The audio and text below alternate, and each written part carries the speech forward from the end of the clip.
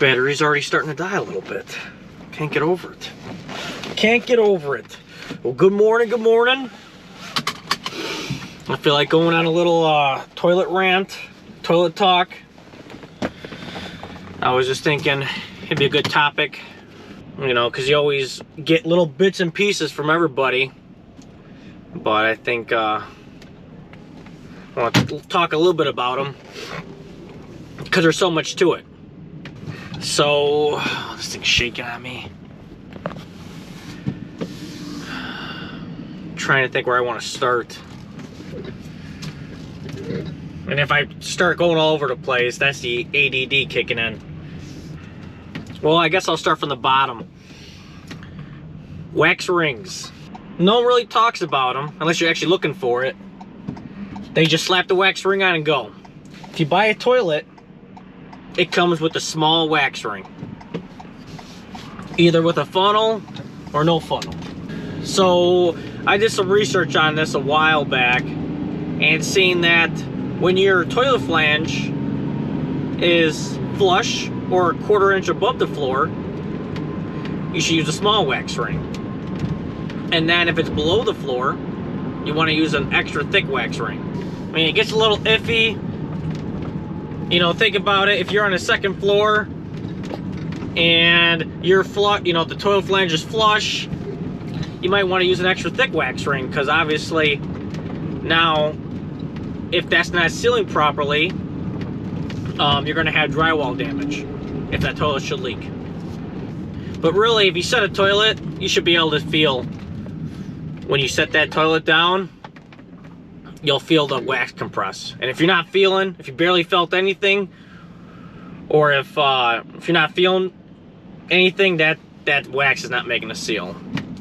Can't tell you how many times I've seen toilets fail or the wax leak when, especially flooring guys. They'll go in, they'll go either remodel the bathroom, or I guess that's more of a contractor, but flooring guys, usually when they'll put the floor in, they'll take the toilet off, put the floor in.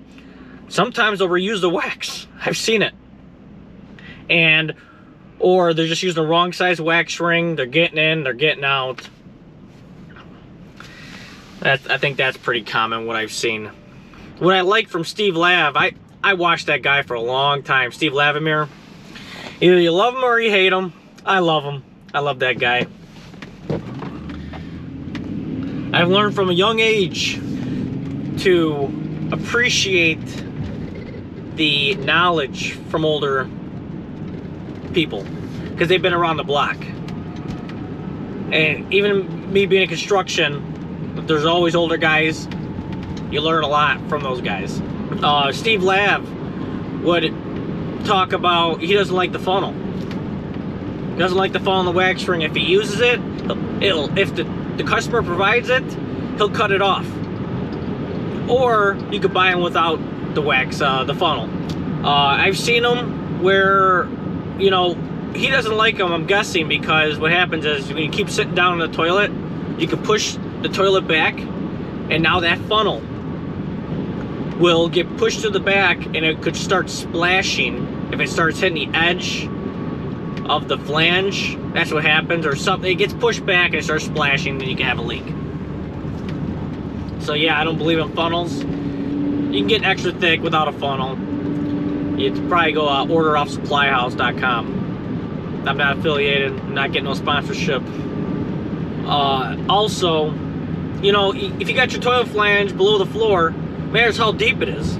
Really, I mean, you can use spacers to bring it up, and a lot of people use, in between those spacers, they'll use a wax, like they'll cut a wax down, wax ring, and then they'll just put the spacer on top, or people silicone it.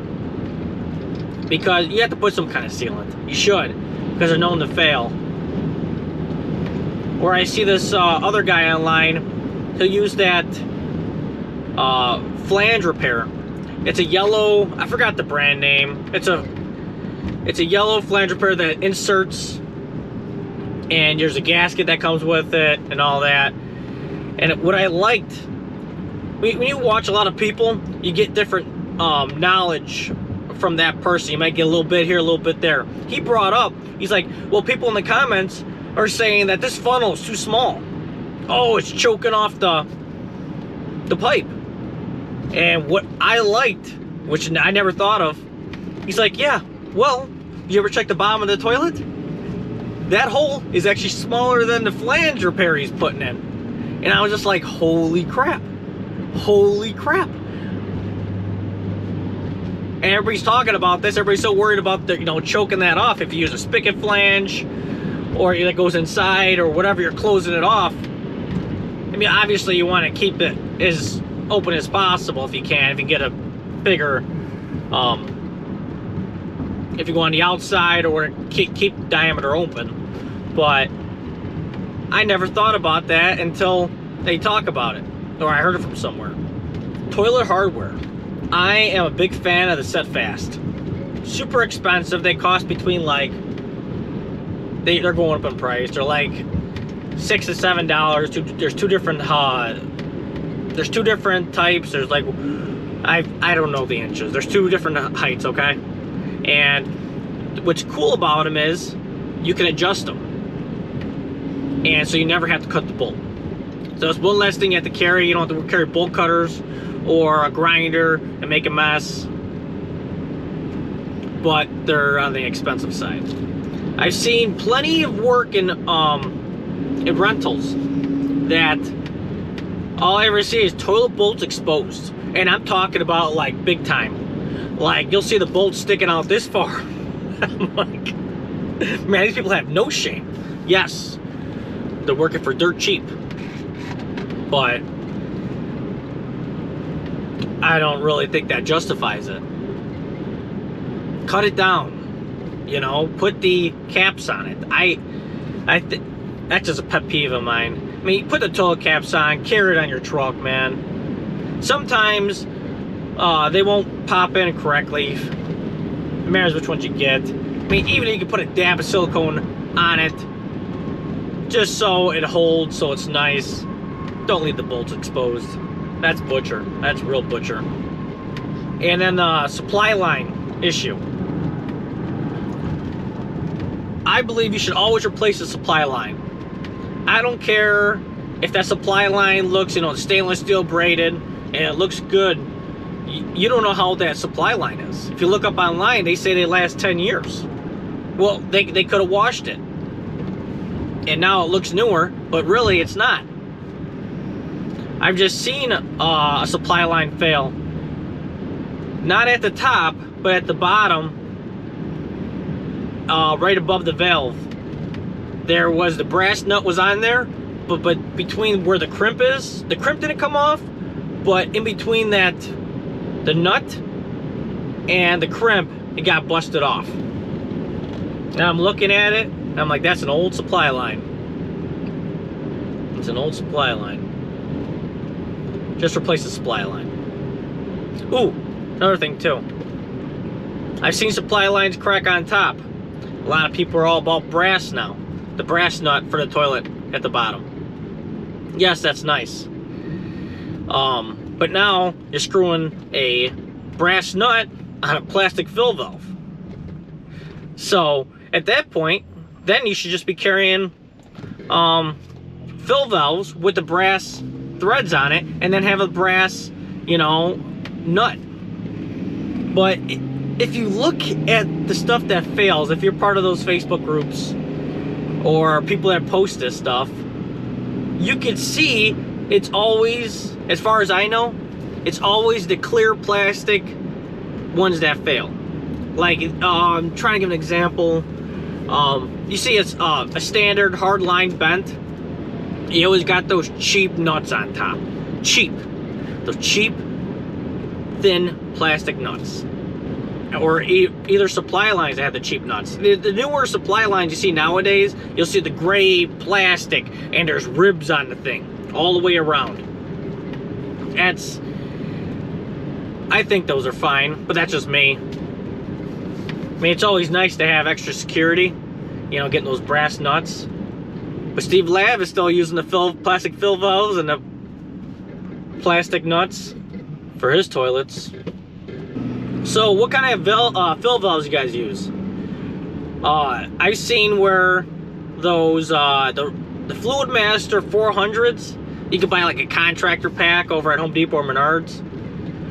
The three pack for $22. I've seen many issues with those, and that's why I like the red tops now. It's a Fluid Master Pro, whatever. I've heard those will last longer. I was watching one of Steve Lav's videos, and it still makes me crack up. He brought up like, yeah, I don't know why these guys keep siliconing these toilets. They're supposed to be serviceable. You gotta be brain dead to be siliconing these toilets. And I'm just like, just start cracking up. And I'm like, no, Steve, it's not like that. It's not like that, Steve. I mean, the dude must go in his backyard and chops down his hickory tree and makes these shims. I have never seen these shims, dude. The shims he pulls out, they're like this big. Like hickory or oak, I don't know what he uses.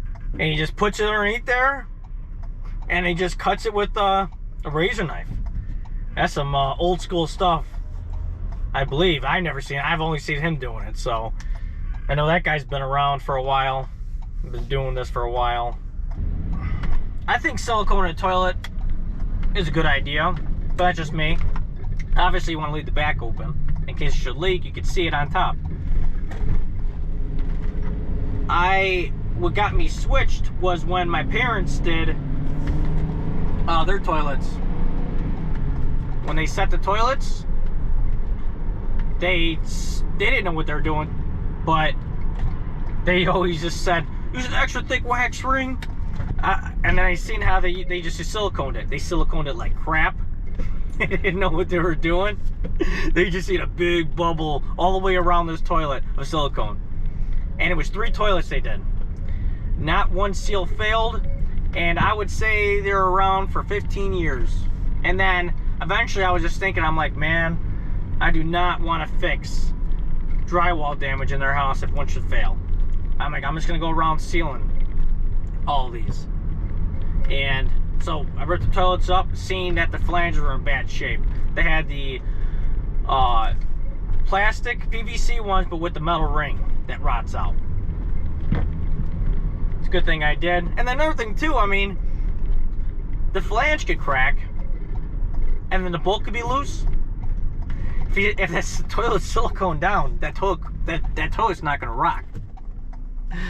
Both bolts could be rotted, and that toilet won't move, and it's still not gonna leak as long as it does move. That's another reason why I like it too. Oh yeah, since we're talking about this, I forgot. My brother ended up cracking a toilet. He ended up tightening the bolts too hard on the flange. I wanted to laugh, but I'm sure. I mean, I guess it happens to a lot. It hasn't happened to me yet, but it happens to a lot of people. He has an older house. You guys, if you guys look, man, so dusty. If you guys look at my old videos, not my old, but the water heater we just did over my brother's house, it's a little bit, I think it was like 1960s the house was made in. I can't remember. It could be even newer than that.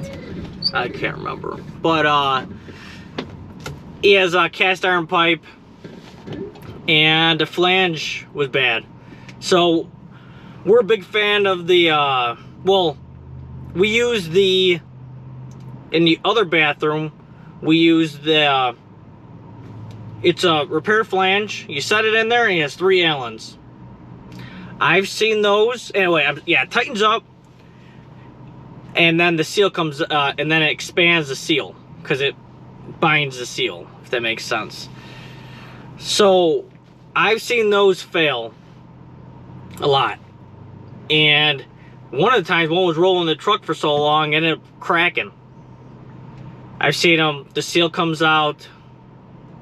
I ended up over tightening it at my brother's house, and I think I stripped it out before. They're nothing but issues, but we're a big fan of the twisting sets. Probably because Steve Lav used them. But he wanted a steel one, so they make two of them. They make one that's plastic, and they make one that's steel. And all you would do is you set it in there, and you just keep twisting as tight as you can get it. Well, I don't know if you say as tight as you can get it, because people, I'm sure, can make a wrench for it and over tighten it, but get it good and tight. And he just screwed it down, and he had a steel one. I don't know if I said that. And put the toilet on it, tighten it up, and apparently tightened it too tight. And I was just thinking, I'm like, I wonder if that was a plastic flange. I wonder if there would have been some more give. And end up calling my brother maybe a few days after that, or if not, yeah, it's probably a few days after. And I talked to him again, and he's like, I cracked the flange. I was just like, how did you crack a metal flange? He's like, I don't know. I don't know. Oh, and my brother. Oh, and that toilet he broke, it's one of those power flushers. I forgot the brand, probably Gerber. And that bottom toilet, the bottom part of the toilet, was like $300. That's why I didn't want to make fun of him. I felt so bad. It's pretty funny, but it's not. It's not, because I don't wish that upon anybody. I don't wish it upon anybody. So that's another reason why I like silicone in it. Because, you know, some people are afraid to over tighten it, so they might not even tighten it enough. Usually I like tightening them evenly, and then I'll hit the toilet back and forth in the front, see if it moves. And I'll keep tightening it up until it stops moving. Tile, a little weird. Toilets love sliding on tile. And tile, it matters who put your tile in, but there's a lot of butchers out there, and so they could be uneven. So, I mean, you might have to shim it on tile, and then you can silicone it. It's, you know, you can have one tile higher than the other.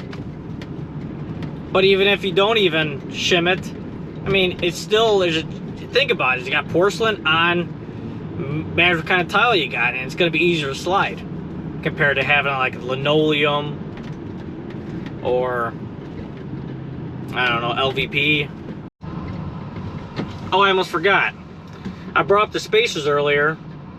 A lot of people, you know, they bring up when the flange is too low, that's not good. Okay? Because obviously you gotta use a thicker wax ring.